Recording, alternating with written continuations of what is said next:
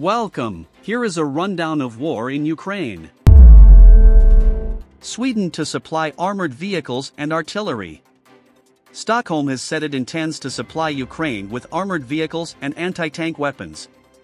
Swedish PM Ulf Kristersson told a news conference his government had taken the decision to provide additional support to Kyiv. This includes the Archer artillery system, a Swedish-designed, self-propelled gun, widely recognized as one of the most advanced artillery weapons in the world, capable of firing shells up to 50 kilometers.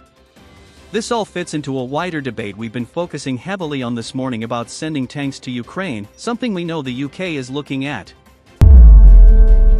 And public opinion is trending against Putin. Russia has been on the back foot in Ukraine for quite some time. Volodymyr Zelenskyy's army has reclaimed swathes of land, and supply issues have forced enemy troops to retreat from key gains in the south. Meanwhile, tensions are thought to be high at the top of Vladimir Putin's military. The last few months have seen significant shifts in structure amid talk that the Kremlin is attempted to lessen the influence of Wagner Group founder Yevgeny Prigozhin.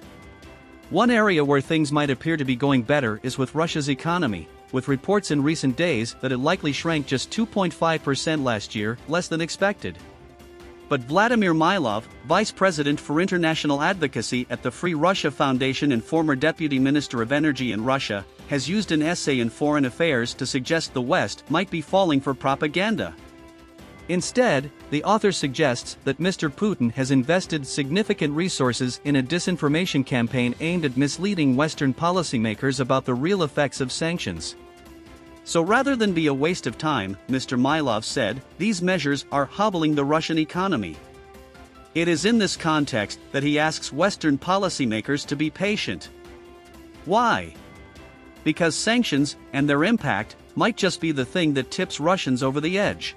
Mr. Milov wrote that public opinion is trending against Mr. Putin, adding that change can happen fast as the dissolution of the Soviet Union in December 1991 demonstrates. He said, once long-suppressed public discontent breaks out into the open, change can happen fast. This is why policymakers must give sanctions time to work. Expecting immediate results is unrealistic and even counterproductive. Given time, sanctions may well deter Russia's aggressive behavior. Western policymakers must conduct a detailed analysis of the impact of sanctions instead of accepting a narrow set of manipulated indicators. And above all, they must be patient.